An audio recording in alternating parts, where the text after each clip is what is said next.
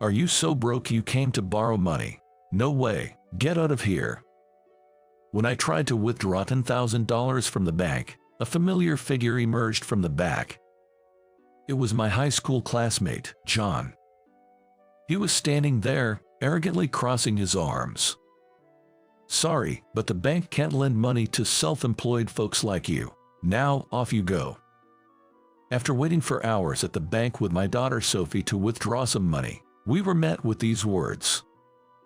Just as my anger was about to peak, Sophie, standing next to me, whispered softly, "Shall we withdraw our $100 million and shut this place down?" Haha, your daughter seems to have a good sense of humor. And then we proceeded with the withdrawal process in the VIP room. John's face at that moment was shockingly pale. My name is Michael, and I'm 60 years old, running a foundry. Though they've become quite rare, a while back, small foundries like mine were a common sight in the lower parts of the city. For those curious, foundry work involves melting metals like iron and copper, then pouring them into molds to create items like tea kettles, iron pots, flower vases, and skillets. I inherited the factory that my grandfather and father ran, and I've managed to keep it going until today. Now, I've handed over the factory to a certain company and live a relaxed life in a small studio apartment, working there from time to time. Currently, I live alone, but it's not that I'm unmarried. Originally, I got married in my 20s and had a happy life. My wife's name was Anna. She was a woman I met at a mixer that a friend worried about my lack of female encounters, due to my daily toil at the foundry, had invited me to. Back then, I was overwhelmed with the unfamiliar work at the factory, living my days without any spare time.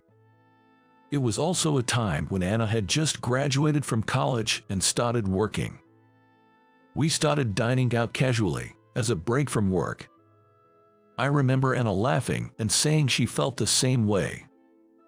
Honestly, you weren't exactly my type, but you weren't so bad that I'd say no. I didn't have a reason to refuse, so I kept meeting up. Are you saying that, but actually you like my face? Haha, who knows?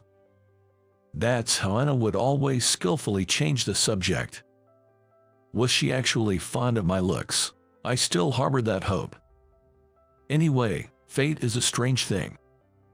Our first date was at a diner. Strangely enough, after just a few hours together, I was convinced that Anna was my future partner. I managed to secure the next date on that very day. By the way, I was living with my parents.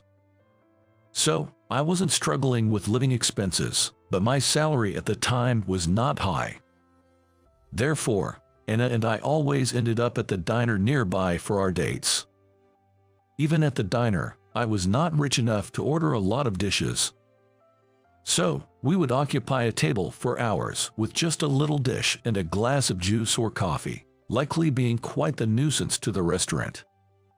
I'm still not earning much, but no one can beat the love I have for you. I'll work hard to make you happy, so would you marry me?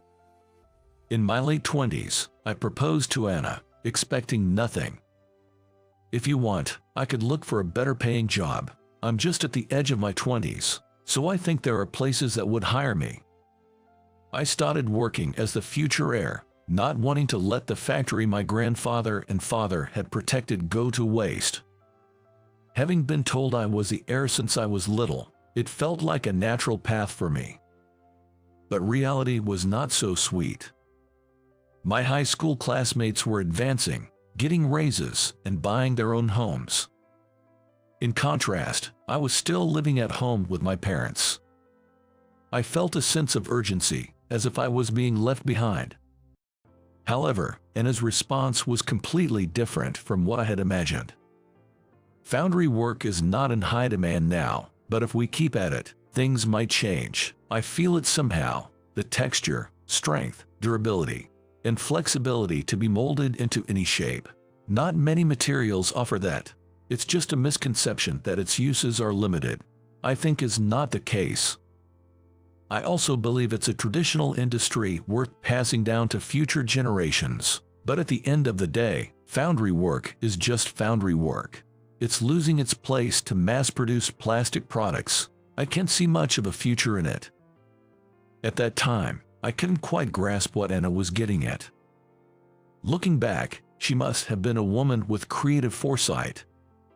But back then, the environment where women could continue working while raising children after marriage was almost non-existent. So, when Anna got pregnant, she quit her job to become a full-time homemaker. And then we were blessed with a daughter. It was around the time when I took over as president, as my father, who had succeeded my late grandfather in supporting the foundry, was in poor health. The business was in terrible shape when I took a closer look. Every day was a struggle, trying to care for a newborn daughter. But for some reason, time seemed to move incredibly slowly during this period. Our newborn daughter was named Sophie. Even from a young age, her artistic sense shone brightly.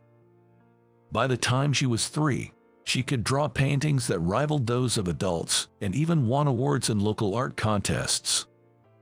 Could Sophie be a prodigy, you know, like those kids you see on TV? Really, who does she take after? We're not exactly an artistic family. It's quite puzzling. Anna said happily while playing with the frolicking Sophie. At least, I have no artistic talent whatsoever. My attempts at drawing a cat could be mistaken for an elephant or a rhino. On the other hand, Anna was skillful with her hands, making little pieces of clothing and bags as handmade project. Despite her modesty, it was clear that Sophie inherited this from her mother. Perhaps the pinnacle of happiness in life was those 5 years spent peacefully with Anna and Sophie, despite our modest means. I'm feeling a bit under the weather. I'll go to bed early today, Anna said one day when Sophie turned 5, unusually going to bed early.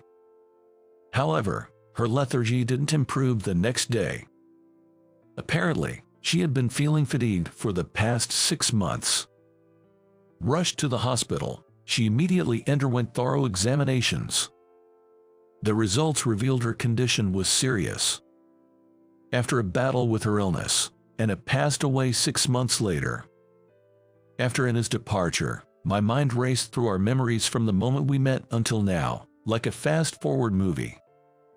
Before I knew it, tears were streaming down my cheeks. However, Sophie, only 5 at the time, shivered but didn't cry. Mom left me with so much, I'll cherish and nurture it, so it's okay, she said. What did she leave you with? Well, I can't quite explain it, but it's right here. Like her mother, Sophie had a rich sense of emotion. Perhaps there's a connection with her mother that I can't see. Healing from the grief will take time. But at the same time, I decided to look forward to Sophie's future. That became my purpose in life after losing Anna. Once it was just the 2 of us, Sophie started cooking, despite her small stature. Of course, cooking with fire was off limits. With such restrictions, Sophie's creativity led to rapid improvement in her cooking skills. Dad, I stir-fried vegetables and pork for dinner tonight. Did you use the stove?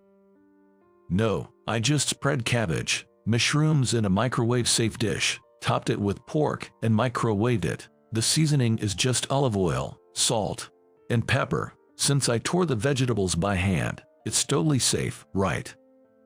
Sophie was not even 10 years old at this time. While kids her age carelessly play without a thought about what's for dinner, Sophie seems to live thoughtfully, always mindful of me. Perhaps unconsciously, Sophie was trying to protect me. But really, it's me who should be protecting Sophie. I'm sorry, Sophie. I've relied too much on frozen foods. I'll make more effort to cook. You should go and play with your friends. It's okay. Mom taught me lots of recipes. If I don't cook, Mom would be sad. Next time, I'll make stew. So please buy a pack of pre-cut potatoes and carrots. Sophie has wanted to cook ever since she was little, even during her playhouse times. Seeing Sophie's innate talent, Anna had taught her simple recipes during her lifetime. Although they were easy dishes made with a microwave, Sophie knew far more recipes than I had imagined. Maybe it was a secret pact with her mother. I decided to indulge in Sophie's kindness for dinner. However, as a single father, balancing work as before while raising young Sophie was challenging. There's a limit to relying on aging parents.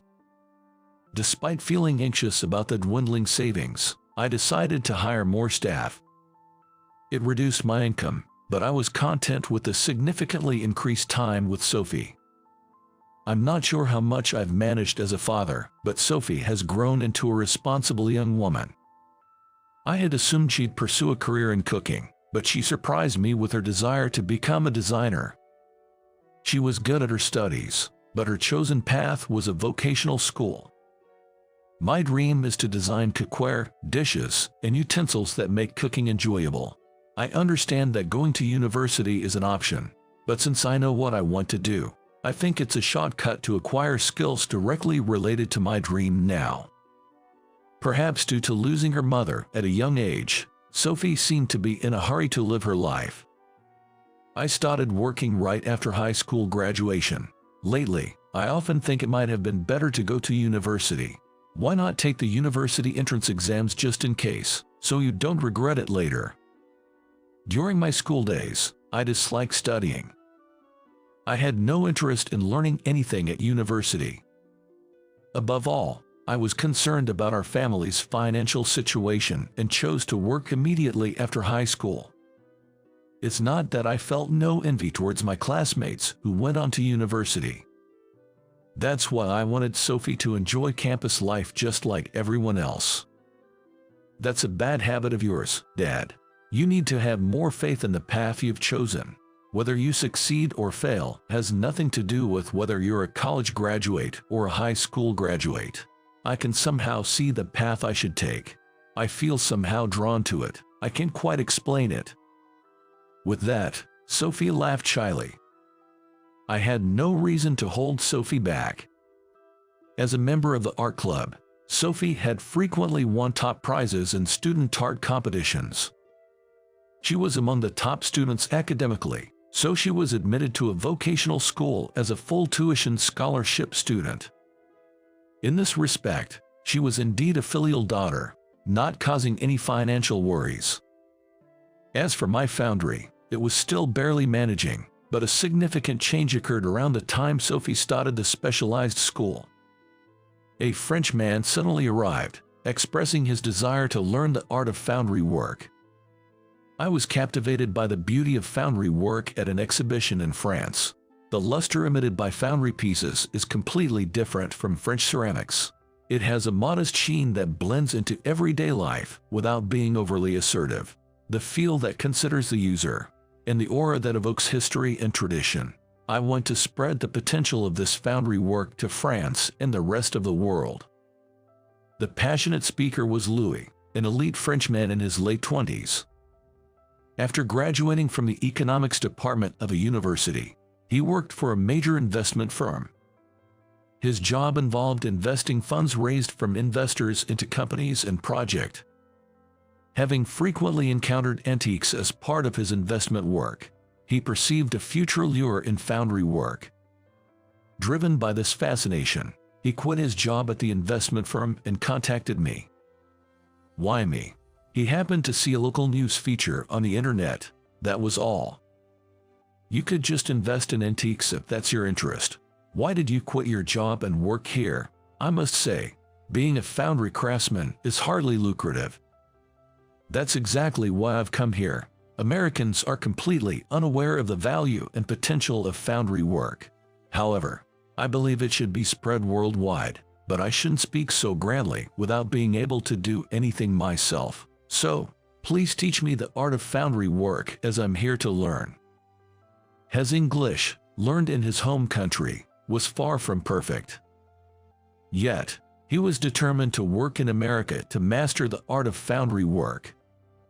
His enthusiasm and confidence, which I could never match, warmed my heart. Taking a chance, I decided to welcome Louis as an apprentice. I thought he'd give up and run back to France soon enough, but Louis was more committed than I'd imagined. He worked tirelessly to master the craft, and within a year, he became quite proficient. While I was pleased to see his progress, something as a father started to bother me.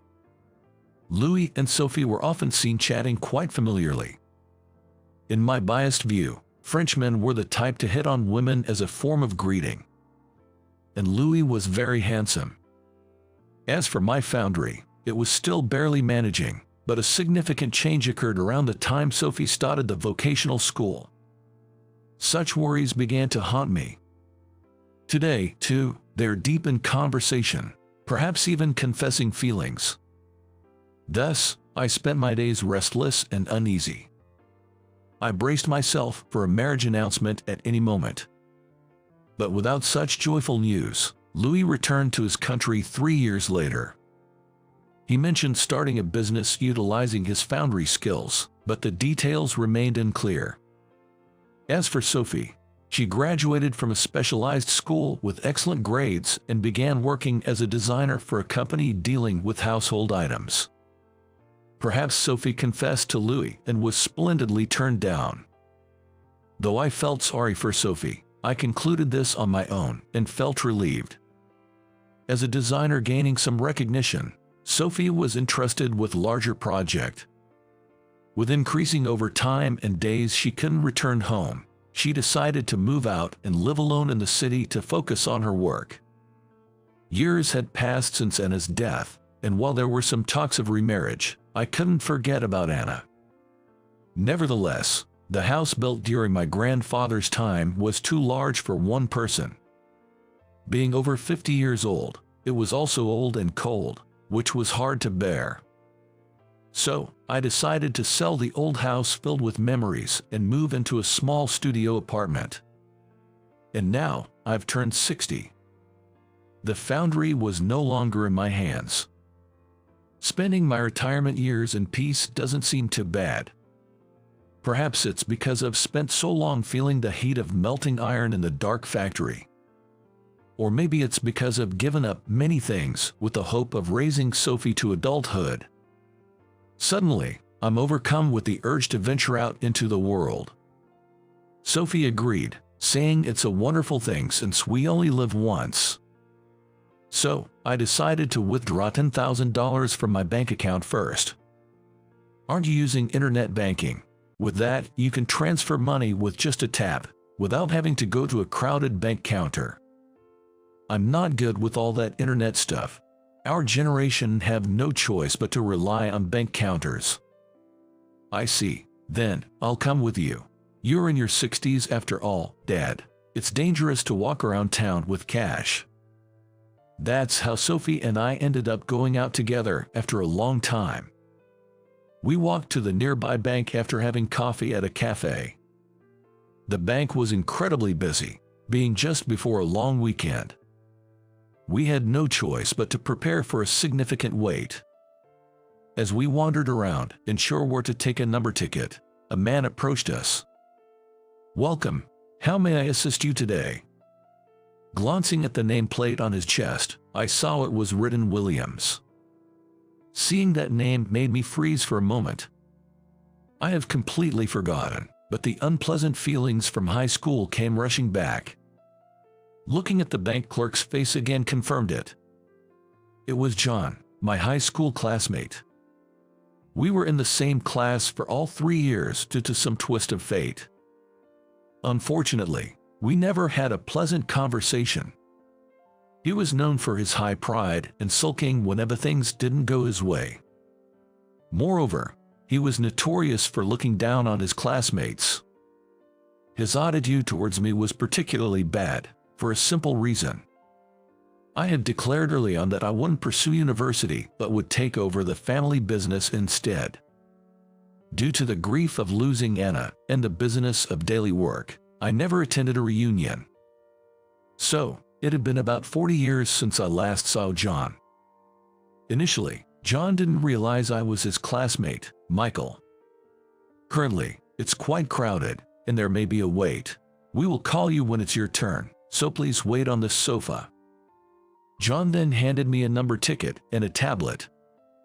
It was to enter basic information in advance to streamline the process. Being computer illiterate, I'm also hopeless with tablets. Sophie helped me as I slowly entered the necessary information one by one. John came over to check on us and peeked at the tablet from behind. Then, in a soft voice, he said, "Huh." He seemed to have recognized me after seeing my name. Suddenly, his polite demeanor changed back to the arrogant John from high school. "What, it's you, Michael. The same Michael from high school. How have you been living without even going to college? And I heard that shabby factory of yours went under." Just a moment ago, he was polite to us, but now he was blatantly arrogant, crossing his arms. Such a terrible attitude was unbelievable for a bank clerk. Sophie and I exchanged surprised looks. "What are you going to do?" Suddenly withdrawing $10,000. "It's not like that. I just want to. From my account." "Shouldn't you be at the loan counter instead?" "Sorry, but this is a major bank. We deal only with large corporate clients. We can't lend a single dime to small-time self-employed people like you." John hadn't changed at all from high school. His words lacked any hint of compassion. High pride and a self-centered viewpoint. The warm, human heart that reminisces about the past with a long-lost classmate was utterly absent. "And you, a single father, right? Poor thing. Your daughter must have had a tough time. Economic disparities are directly linked to educational disparities, they say. Looks like a high school diploma is guaranteed for 2 generations now." John cast a mockingly sympathetic gaze at Sophie, full of insincerity. Of course, his so-called pity was nothing more than scorn. Moreover, for some reason, we were made to wait for hours after being given the number ticket. During that time, John would come over to me to whisper about the difficulties of being poor, then walk away. He whispered in such a low voice that others couldn't hear, which was particularly mean-spirited. "Dad, don't you think it's taking unusually long for us to be called? It's been over 2 hours since we checked in." "Well, it is crowded. A bit of waiting is inevitable. But something's off. Customers who arrived after us have already been called. Cut our number have been skipped." Looking around, Sophie's observation was accurate. The elderly lady who arrived just after us and sat next to us had completed her business and left in no time. And the businessman who came later was also nowhere to be seen. 3 hours passed, and our number still hadn't been called. My number was 45. But the current number being called on a monitor was 70. Even accounting for some shuffling, it was clear something was amiss. Sophie, having patiently waited, was visibly getting frustrated. "This is definitely strange. I'll go ask someone from the bank." "But John's at the reception." "It's okay, I'll find someone else." As Sophie was looking around, another bank employee happened to pass by. She ran up to him, showed the ticket, and explained the situation. The employee looked puzzled, alternating glances between the ticket and the monitor. Then, in a hurry, he checked the status of number 45 on a computer in the back, only to find it was somehow marked as cancelled. We would have never been called as it stood. Just when we were finally guided to a counter, waiting there was John. He had cancelled our number himself and stubbornly kept an eye on us. "Did you come to borrow money because you're too broke? No chance. Get out." "That's not it. I just want to withdraw my own money." Surrounded by people, I restrained my anger and responded, "Man, you've been a failure since high school. If only you had studied properly and gone to college, none of this would have happened." As John took a deep breath, he blurted out condescendingly, That's just pitiful." I was about to shout, "Enough," at the top of my lungs in anger. Just then, Sophie, standing beside me, stopped me. In a voice that was not loud but low and forceful, she whispered, "Should we withdraw our $100 million and shut this place down?" John seemed puzzled by Sophie's words, apparently unsure of what she meant. He likely never imagined the young woman in front of him could be linked to such an enormous amount as $100 million. With a snicker, John responded, "Haha, your daughter seems to like jokes. Unfortunately, $100 million isn't something you can buy so easily." "Oh, I see. Maybe you meant $1 instead." Sophie, currently thriving as a designer, being mocked as having only $1, despite a respectable job, is absurd. I leaned forward, almost involuntarily. "Enough with..." Just as I was about to speak out, I saw the bank's branch manager, Brian, rushing down the stairs in a panic. His forehead was glistening with sweat, indicating his frantic state. He then sat next to John and whispered something into his ear. It appeared he was saying something like, "What have you done? What are you saying to them?" But John remained nonchalantly defiant. "These two are trying to forcibly borrow money from us, making nonsensical claims. At this point, we should sue them for business interference," he retorted. Brian was taken aback by John's words. Regaining his composure, he guided us to the VIP room.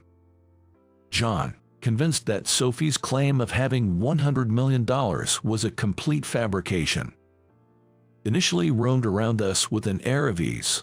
However, as he urged us to start the withdrawal process sooner, his demeanor changed as he began to grasp the gravity of his actions. Alex, the head office manager called in due to the emergency, along with Brian, apologized to me and Sophie. They repeatedly pleaded with us to reconsider, asking us to let the matter go as it was. Seeing his superiors earnestly apologizing, John's face turned pale. Unknown to him, Sophie held a corporate account at this branch, separate from her personal account.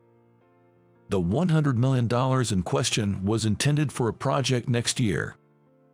John, focused solely on looking down on others, had failed to learn about his customers. Unaware that his branch was conducting significant transactions with Sophie, he recklessly spread falsehoods. Now, let's reveal how Sophie continued to earn such substantial amounts and remain filial. After mastering foundry techniques, Louis returned to France and started a company. His business sold cast iron teapots, kettles, pots, and pans. Louis felt that, although cast iron is durable and long-lasting, its appearance is quite plain and doesn't quite fit with modern times. He believed that to attract people to pick it up, even good products need a certain level of flair. Thus, he engaged Sophie, then a specialized school student, to explore colorful and pop designs. After much trial and error, it seemed they discovered that cast iron's subdued luster paired well with pastel colors. Thus, Sophie came up with the idea for cooking utensils in soft shades of pink, blue, green, and yellow. Utilizing the skills passed down from my grandfather and father, I brought her designs to life. When these products were launched across Europe through Louis' company, their cuteness sparked a massive boom. Sophie quit her long-term job to become a co-manager of Louis' company. As the exclusive designer, Sophie introduced hit products to the world, and my old, small foundry was overwhelmed with orders from around the globe. We reinvested all profits into building a large new factory in a different location to meet the demand. I could have continued as the president of the company, but I too have reached the age of 60. With a desire to live more leisurely, I transferred the entire company to Louis' firm a year later. The cast iron products crafted there soared globally, turning the $100 million into a reality. The sale price of the factory easily exceeded $100 million. The proceeds were partially used to purchase a one-room tower apartment, but a significant portion was allocated to establish funds and organizations to support individuals struggling with the disease that led to Anna's loss. Of course, I still donned my work clothes and stood in the factory to teach cast iron techniques. Despite being busy, I considered treating myself to a luxurious solo trip to Europe as a reward for my hard work. The $10,000 was part of the fund for that purpose. Yet, John misunderstood, assuming my factory had gone bankrupt and I was impoverished. From a young age, Sophie, a dutiful daughter, made decisions regarding cooking, education, and employment, ensuring she didn't burden me. And finally, she completely relieved me of any financial worries. John, unaware of the young woman's influence in front of him, persisted in his unwarranted remarks. As a result, he put the bank in a difficult position. Seeing the genuine efforts of Alex and Brian, I felt a bit sorry for them. It was clear they had their struggles with John's behavior on a regular basis. Normally, we handle large transactions online, so John was unaware, leading to such an incident. Nonetheless, changing treatment based on a 40-year-old perception is absurd. We cannot trust a bank with someone like him. We'll let this go. But on one condition: ensure no more victims like us by properly retraining John. I requested Alex and Brian, calming Sophie before we left the bank.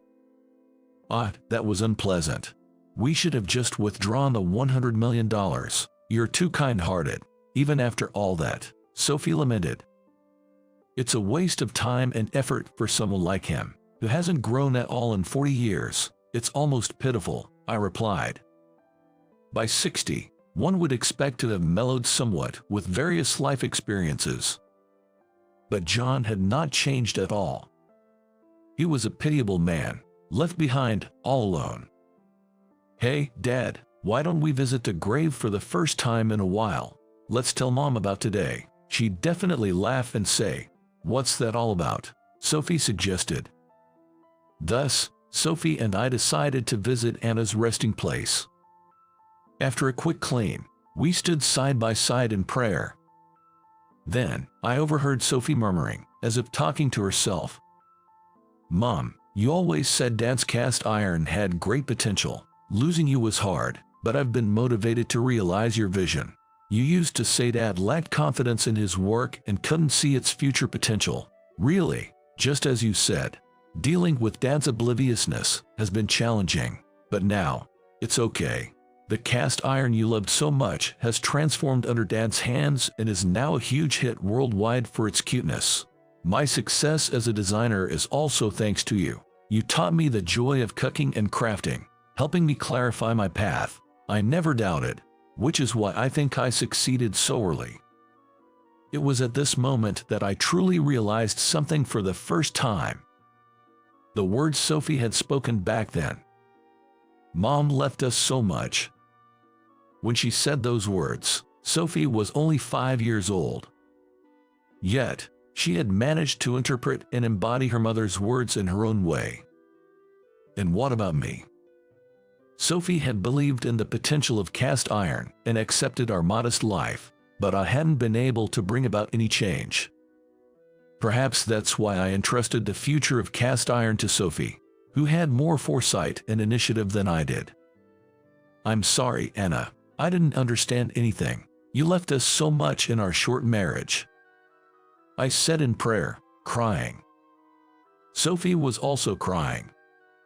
Through her tears, Sophie said, "Mom, one more thing to report. Actually, I'm getting married next month." "What?" "His name is Louis. He's a Frenchman who loves cast iron."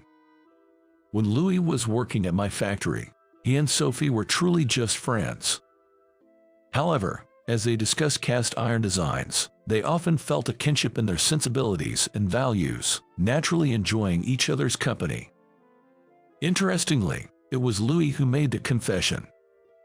There was no truth to the idea of Sophie being rejected. Though the thought of her being with a handsome Frenchman worries me, Sophie assures me that Louis is so passionate about cast iron. It's practically his real love. Later, Alex personally informed me about what happened to John. His poor attitude had been discovered in various instances, leading to a stern warning from the upper management. Unfortunately, his pride prevented any change, and he ultimately left the bank. The traditional path to success for a banker involves working at the headquarters before becoming a branch manager. Achieving this allows one to remain at the bank with a high salary until retirement. However, one's career history, achievements, and abilities are rigorously assessed, making it a narrow gateway where only one or two among peers ultimately succeed. The majority of bankers are either assigned to subsidiary companies within the group or leverage their banking skills and experience to pursue other career opportunities. John's excessive pride and self-centered nature blocked both paths, yet the bank couldn't force him out. Apparently, they were internally troubled by the prospect of him staying forever. Alex quietly thanked me, relieved by the resolution of this incident. Since then, I haven't encountered anyone who knows what became of John. My primary concerns now are creating cast iron loved worldwide, establishing the activities of an organization named after Anna, and meeting my grandchild expected next year. Unlike Anna or Sophie, I'm an ordinary person. That's why I want to continue living compassionately, doing what I can, step by step. My second life is filled with hope,